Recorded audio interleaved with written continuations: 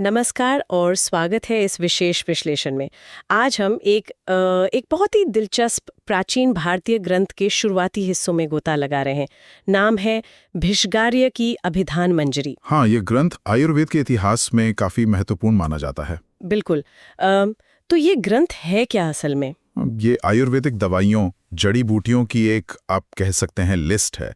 एक तरह का शब्दकोश या मटीरिया मेडिका। सही कहा, एक व्यवस्थित सूची। और हमारे पास जो है वो इस ग्रंथ के बिल्कुल शुरू के कुछ संस्कृत श्लोक हैं।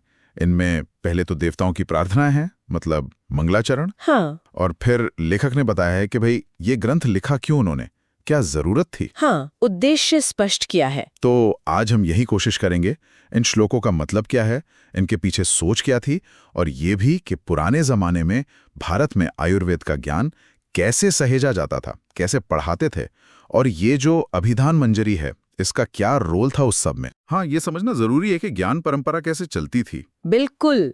अच्छा, कभी ये सोचा है कि हजारों साल पहले ना कंप्यूटर ना प्रिंटिंग प्रेस, तो वैद्य लोग इतनी सारी दवाइयों के नाम, उनके गुण, कैसे इस्तेमाल करना है, ये सब याद कैसे रखते होंगे? हाँ, ये एक बड़ा सवाल है। स्मृति पर बहुत जोर था।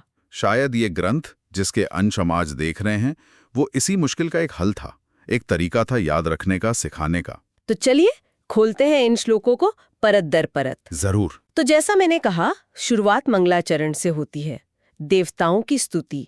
ये भारतीय परंपरा है ही, कोई भी बड़ा काम शुरू करने से पहले आशीर्वाद लेना। हाँ बिल्कुल, विघ्नों को दूर करने के लिए, सफलता के लिए। यहाँ भी वही है। सबसे पहले भगवान गणेश की वंदना है। श्लोक में बताया है कि वो शिव जी के पुत्र हैं, अनंगारी सुत, हाथी का मुख है, नागास्यम जी। और इंद्र जैसे बड़े देवता भी उनको नान करते हैं, सुरराज मुखामरे। हाँ, सभी देवों में प्रथम पूज्य। और एक बहुत ही काव्यात्मक वर्णन है कि उनके कानों के पास भंवरे गूंज रहे हैं, गंड गलदान संगी भृंगरवम। वो उनके मस्तक से जो मद बहता है उसकी महक से खींचे चले आते हैं। ये सिर्फ एक फॉर्मल प्रार्थना नहीं लगती है ना? बिल्कुल नहीं। गणेश जी विघ्नहर्ता तो हैं ही, इसलिए किसी भी काम, खासकर शास्त्रीय ज्ञान से जुड़े काम की शुरुआत में उनकी वंदना एकदम सही है। लेकिन ये जो वर्णन है ना कि उनके गंड स्थल से मद बह रहा है और उस पर भंवरे गूंज रहे हैं, यह सिर्फ एक धार्मिक बात नहीं है। हाँ। ये लेखक की देखने की क्षमता, उनकी काव्य प्रतिभा दिखाता है। ये दिखाता है कि ग्रंथ लिखने वाला सिर्फ फैक्ट्स नहीं लिख रहा, वो उसमें एक सुंदरता, एक जीवंतता भी देख रहा है। ये गणेश जी के ऐश्वर्य को, उनकी मंगल मूर्ति को भी दिखाता है। वाह, ये तो बहुत अच्छा नुक्ता है। अच्छा, गणेश जी के बाद फिर आती हैं देवी सरस्वती, वाणी और ज्ञान की देवी। हाँ, ज्ञान के लिए तो जरूरी है। उन्हें ब्रह्मा की सूक्ष्म शक्ति कहा गया है, शक्तिः सूक्ष्मा ब्राह्मी, और वो वक्ता के मुख कमल में रहती हैं, वक्त्राम भोरु निलयाम देवी वाचम। और उन्हें शब्द और अर्थ का भंडार बताया गया है, जहां से वाणी निकलती है, वागर्थागार प्रसृता। देखिए, किसी भी ज्ञान के ग्रंथ के लिए सरस्वती जी का आवाहन बहुत स्वाभाविक है। वो सिर्फ ज्ञान की देवी नहीं, विद्या, कला, सबकी देवी हैं।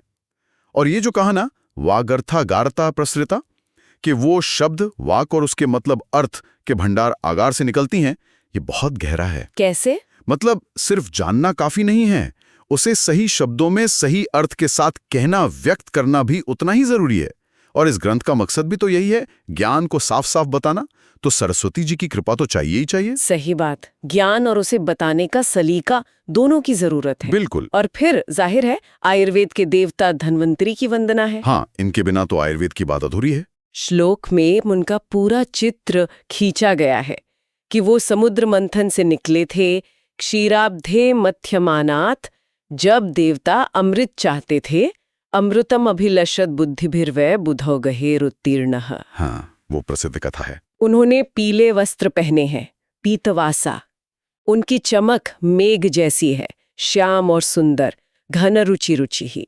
4 भुजाएं हैं जी। उनमें शंख है, जलभवम, अभय मुद्रा है, अभयम, अमृत का कलश है, अमृतम, और एक शस्त्र या कोई यंत्र है, शस्त्र यंत्रम। और आखिर में प्रार्थना है कि वो आदि देव हम सबकी सब रोगों और डरों से रक्षा करें, सकलगद भयादादि देवः सदा व्यात। ये वर्णन अपने आप में कितना कुछ कह रहा है। बिल्कुल कह रहा है। देखिए, धन्वंतरी आयुर्वेद के प्रवर्तक देवता हैं उनका ये समुद्र मंथन से अमृत कलश लेकर निकलना, ये स्वास्थ्य, लंबी उम्र और चिकित्सा की शुरुआत का एक बहुत शक्तिशाली मिथक है। ये दिखाता है कि इंसान हमेशा से अमृत यानी रोगों और मौत पर जीत पाना चाहता है। और उनके हाथों में जो चीजें हैं वो भी सांकेतिक हैं। शंख शायद पवित्रता का या ज्ञान की घोषणा का प्रतीक है। अभय मुद्रा डर से मुक्ति का भरोसा देती है। अमृत कलश ये तो चिकित्सा का सबसे बड़ा लक्ष्य है, स्वास्थ्य और जीवन। और शस्त्र या यंत्र ये सर्जरी या दूसरी चिकित्सा प्रक्रियाओं, उपकरणों की ओर इशारा करता है। अच्छा, तो मतलब वो सिर्फ दवाइयों के ज्ञान के नहीं, बल्कि इलाज के प्रैक्टिकल तरीकों और सर्जरी के भी देवता हैं। और उन्हें आदिदेव कहना ये आयुर्वेद की प्राचीनता और उसकी दिव्यता को दिखाता है। इससे इस ज्ञान को एक खास सम्मान मिलता है। समझ गए। तो ये था मंगलाचरण, देवताओं का आशीर्वाद। अब इसके फौरन बाद लेखक भिशगारिया सीधे काम की बात पर आते हैं कि आखिर ये ग्रंथ लिखा क्यों, जरूरत क्या पड़ी। और यहीं से हमें अंदाजा मिलता है कि उस जमाने में पढ़ाई लिखाई में या प्रैक्टिस में क्या दिक्कतें थीं। हाँ, ये बहुत महत्वपूर्ण हिस्सा है। परमोहि क्रियाक्रमः। लेकिन ये पूरी चिकित्सा पद्धति टिकी किस पर है? ये टिकी है औषधीय पदार्थों पर। बिल्कुल। मतलब जड़ी बूटियां, दूसरी दवाइयां। सच औषधात्मक द्रव्य मूलाधिष्ठानम अस्यतु। बिल्कुल। ये पंक्ति आयुर्वेद के प्रैक्टिकल होने पर जोर देती है। यस। ये साफ करती है कि आयुर्वेद सिर्फ सोचने विचारने या सिद्धांतों की बात नहीं है, ये एक्शन पर आधारित विज्ञान है। अच्छा। और वो एक्शन यानी इलाज, उसका बेस क्या है? द्रव्य, दवाइयां। इसी ब्रांच को द्रव्य गुण विज्ञान कहते हैं, जिसमें दवाइयों की पहचान, उनके गुण, उनके एक्शन और उनका इस्तेमाल, इन सब का बारीकी से अध्ययन होता है। तो भिशगारिया शुरू में ही कह रहे हैं कि भाई दवाइयों की सही जानकारी के बिना इलाज हो ही नहीं सकता। इलाज की पूरी इमारत दवाइयों की नींव पर खड़ी है। और इन दवाइयों की जानकारी कहाँ से मिलती है? वो मिलती है निघंटुओं से। हाँ, निघंटु। ये निघंटु एक तरह से आयुर्वेदिक मटीरिया मेडिका या फार्माकोपिया थे। लेखक आगे कहते हैं कि जो लोग इन निघंटुओं को ठीक से नहीं जानते, मतलब जिनसे इनकी जानकारी छूट गई है, निघंटुस तत्परिज्ञान विमुखा, वो अक्सर इलाज करने में चूक जाते हैं, गलती कर बैठते हैं। ना स्खलंती प्रयोगेषु। इसीलिए निघंटुओं को अच्छे से समझना और समझाना जरूरी है। ततो सौ सन्निरूप्यताम। ये जो वाक्य है ना, न स्खलंती प्रयोगेषु, ये बहुत जरूरी है। स्खलन मतलब चूकना, फिसलना, गलती करना। हाँ। ये दिखाता है कि निघंटुओं का ज्ञान सिर्फ किताबी बात नहीं थी, ये सीधे सीधे इलाज के असर और मरीज की सुरक्षा से जुड़ा था। गलत दवाई दे दी या सही दवाई गलत मात्रा में दे दी तो नुकसान हो सकता है। निघंटु इन गलतियों से बचने का एक जरूरी साधन थे। एक तरह से ये स्टैंडर्ड बनाने का शुरुआती तरीका भी थे, ताकि अलग अलग वैद्य एक ही दवाई को पहचाने और उसके गुणों पर एक मत हो। लेकिन फिर भिशगारिया एक प्रॉब्लम बताते हैं। वो कहते हैं कि सुश्रुत, चरक, कश्यप, भोज जैसे पुराने और महान आचार्यों ने निघंटु लिखे तो हैं। सौश्रुत, चरकादि नाम, काश्यप देश, भोज प्रभृति प्राज्ञय। कथिता। इसमें कोई शक नहीं। हाँ, पहले से थे ग्रंथ। पर वो निघंटु है कैसे? वो समुद्र की तरह विशाल हैं, बहुत फैले हुए हैं। निघंटु तोयधय सुविस्तरतः। उनमें दवाइयों के नामों के रत्न तो भरे पड़े हैं, अभिधान रत्न निलया। लेकिन उनकी बनावट जटिल है और शायद क्रम भी कहीं कहीं गड़बड़ है या मिला जुला है, यत क्रमाति संकरतः। इस वजह से आम बुद्धि वाले या नए सीखने वालों के लिए उन्हें पूरी तरह समझना, गाधम वेत्तुम, बहुत मुश्किल है। नालम प्रायो मतिर यतः सम्यक। बिल्कुल, यहाँ भिशगारिया एक बहुत ही प्रैक्टिकल प्रॉब्लम की बात कर रहे हैं, जो ज्ञान की किसी भी फील्ड में आ सकती है। मतलब जब बहुत ज्यादा ज्ञान जमा हो जाए और वो जटिल हो जाए। हाँ, जैसे आज भी होता है। सोचिए, अलग अलग आचार्यों ने अपने अपने समय में बड़े बड़े ग्रंथ लिखे। उनमें दवाइयों के ढेरों नाम, उनके पर्यायवाची गुण, कर्म सब दिए। वक्त के साथ ये जानकारी इतनी ज्यादा और शायद बिखरी भी हो गई कि एक नए स्टूडेंट या एक आम वैद्य के लिए उसे पूरा समझना, याद रखना मुश्किल हो गया। क्रमाति संकरतः का मतलब शायद यही है कि अलग अलग तरीके से वर्गीकरण या नामों के क्रम आपस में मिल गए थे, कंफ्यूजन होता था। वो ग्रंथ ज्ञान के रत्न निलय तो थे, रत्नों के भंडार थे, पर वो गहरे और मुश्किल समुद्र तोयधया जैसे थे, जिनकी गहराई नापना, गाधम वेतुम और उनमें से आसानी से मोती यानी ज्ञान निकालना सबके बस की बात नहीं थी।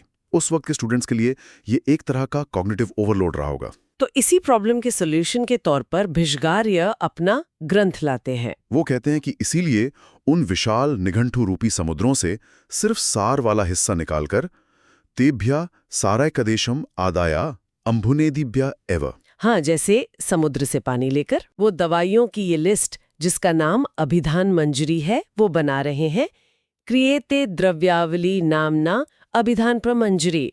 और इसकी खासियत क्या है? ये न तो बहुत ज्यादा फैली हुई है, न ही बहुत छोटी, नाते व्यासार्ण न च समासात।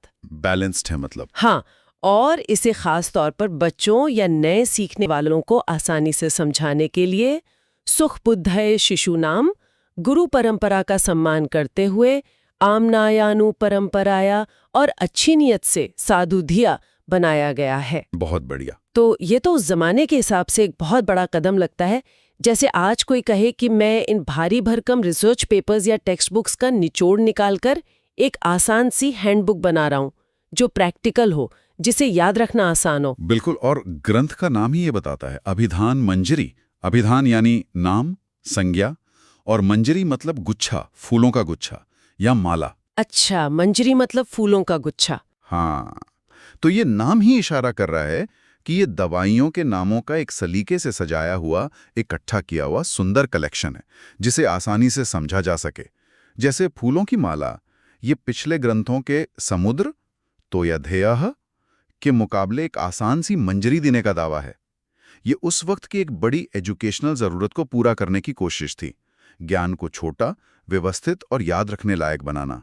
अब सवाल ये उठता है कि भिष्गार्य ने ये ग्रंथ खासतौर पे किन लोगों के लिए लिखा था? क्या ये सबके लिए था या कोई खास ग्रुप था उनके दिमाग में?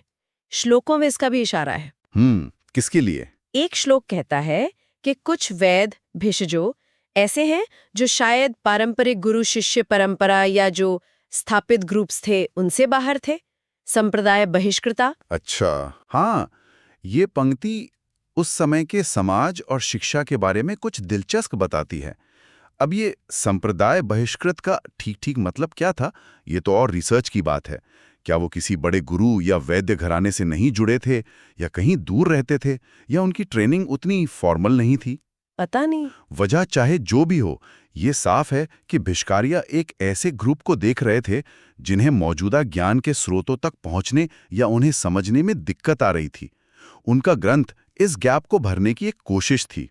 ये ज्ञान को ज्यादा आसान, शायद ज्यादा लोकतांत्रिक बनाने की कोशिश थी, ताकि वो वैद्य भी ठीक से इलाज कर सकें जिन्हें पुराने निघंटों को समझने में परेशानी होती थी। क्या ये उस वक्त की जो संप्रदाय व्यवस्था थी उसकी एक तरह की छुपी हुई आलोचना भी हो सकती है कि वो लोग ज्ञान को ठीक से सब तक नहीं पहुंचा पा रहे थे? कहना मुश्किल है कि ये सीधी आलोचना थी।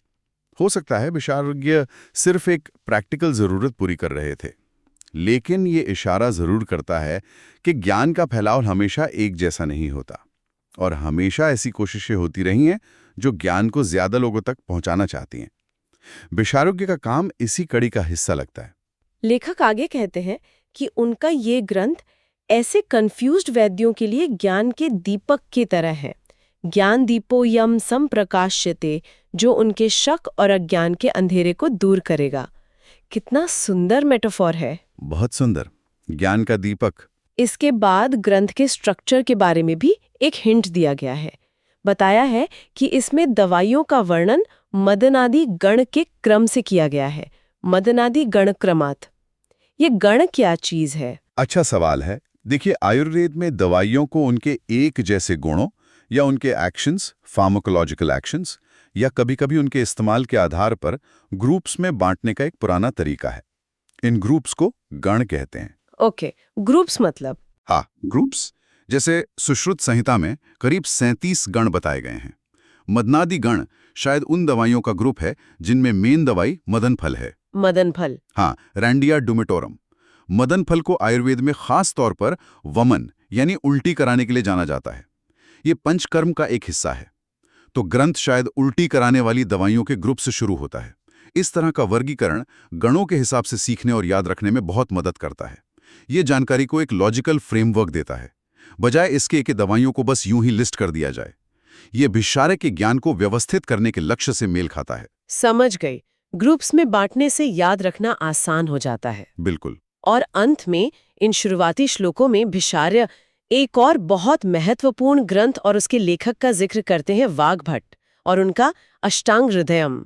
हाँ, और वो खास तौर पर अष्टांग हृदयम के एक चैप्टर की बड़ी तारीफ करते हैं। हाँ, वाग्भट का जिक्र जरूरी है। वो कहते हैं कि वाग्भटाचार्य के मुख कमल से निकले मकरंद यानी ज्ञान से पैदा हुए।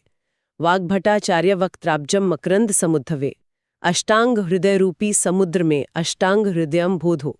जो शोधनादि गण संग्रह नाम का अध्याय है, योध्याया शोधनादि कहा, जिसमें अन्न के स्वरूप का ज्ञान और लिक्विड चीजों का वर्णन है। सान्य स्वरूप विज्ञान द्रव द्रव्य समाश्रय, वो सभी रोगों को नष्ट करने वाला सार है और पक्का एक रत्न की तरह कीमती है।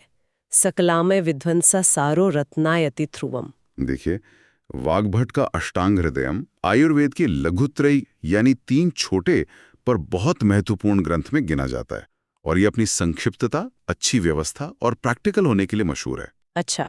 चरक और सुश्रुत के विशाल ग्रंथों के बाद वाग्भट ने भी ज्ञान को आसान बनाने का एक बड़ा काम किया था। भिषिकार्य उनका जिक्र कर रहे हैं, और खासकर उनके शोधनादि गण संग्रह जो सूत्र स्थान का 15वां अध्याय है, और उससे जुड़े अन्न और द्रव्य द्रव्यों के अध्याय 5 और 6 का, ये कई बातें बताता है। जैसे पहला, ये दिखाता है कि भिषिकार्य खुद को आयुर्वेद की स्थापित ज्ञान परंपरा का ही हिस्सा मानते थे और उसका सम्मान करते थे। वो कोई एकदम नई अलग थलग बात नहीं कह रहे थे, बल्कि पुराने ज्ञान पर ही आगे बढ़ रहे थे। दूसरा, शोधनादि अध्याय शरीर की सफाई की प्रक्रियाओं, पंचकर्म और खाने पीने, रहन सहन, डाइट एंड लाइफस्टाइल से जुड़ा है। ये आयुर्वेद में स्वास्थ्य और इलाज की नींव माने जाते हैं। हाँ, ये तो बहुत बेसिक है आयुर्वेद में। बिल्कुल। तो इसे सभी रोगों का नाश करने वाला सार और रत्न कहना इसके फंडामेंटल महत्व को दिखाता है। शायद भिषिकार्य ये भी इशारा कर रहे हैं कि जैसे वाग्भट ने पूरे आयुर्वेद ज्ञान को अष्टांग हृदयम में आसान बनाया, वैसे ही वो भिषिकार्य अब द्रव्य गुण के ज्ञान को अभिधान मंजरी में आसान बना रहे हैं। ये वाग्भट की परंपरा को ही आगे बढ़ाना है। वाह, ये तो बहुत दिलचस्प कनेक्शन है। तो इस शुरुआती हिस्से की हमारी यात्रा यहाँ पूरी होती है। हमने देखा कि कैसे ग्रंथ की शुरुआत देवताओं के आशीर्वाद से हुई, फिर लेखक ने बड़े साफ तौर पर बताया कि पुरानी निघंटुओं की विशालता और जटिलता एक प्रॉब्लम थी, और उनका ग्रंथ अभिधान मंजरी इस प्रॉब्लम का हल है। एक सरल, आसान और व्यवस्थित प्रस्तुति, खासकर उन लोगों के लिए जिन्हें समझने में दिक्कत होती थी। तो इस पूरी चर्चा का सार क्या निकलता है, निचोड़ क्या है? बिल्कुल, इन शुरुआती श्लोकों के इस छोटे से विश्लेषण से कई मुख्य बातें सामने आती हैं। पहली, प्राचीन भारत में ज्ञान को बनाने, सहेजने और आगे बढ़ाने की एक गहरी और व्यवस्थित परंपरा थी, जिसमें मंगलाचरण जैसे रीति रिवाज और ग्रंथ का उद्देश्य साफ साफ बताना शामिल था।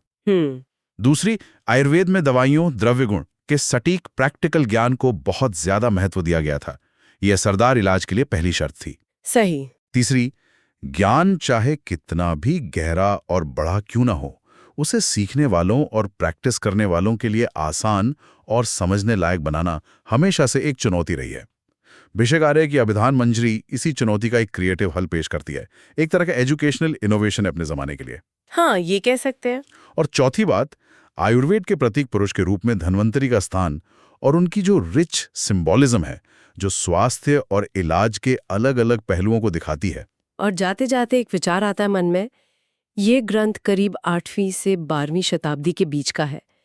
ये सोचना कितना दिलचस्प है कि ज्ञान को इकट्ठा करने, उसे छांटने, व्यवस्थित करने और अगली पीढ़ी या ज्यादा लोगों के लिए आसान बनाने की जरूरत उस जमाने में भी उतनी ही महसूस की जा रही थी। हाँ, जितनी आज के इस इंफॉर्मेशन ओवरलोड और कॉम्प्लेक्सिटी वाले युग में हम महसूस करते हैं। क्या आज हमें भी अपने अपने फील्ड्स में, चाहे वो साइंस हो, टेक्नोलॉजी हो, ह्यूमैनिटीज़ हो या आर्ट्स, ऐसी ही नई अभिधान मंजरियों की ज़रूरत नहीं है जो मुश्किल और बिखरी हुई जानकारी को सरल, आसान, उपयोगी और याद रखने लायक बना सके? बहुत अच्छा सवाल है, सोचने वाली बात है। इस गहरी बातचीत में शामिल होने के लिए धन्यवाद। धन्यवाद। अगली बार फिर मिलेंगे एक नए विषय और नए स्रोतों के साथ, इसी तरह की गहरी पड़ताल करने के लिए। अलविदा।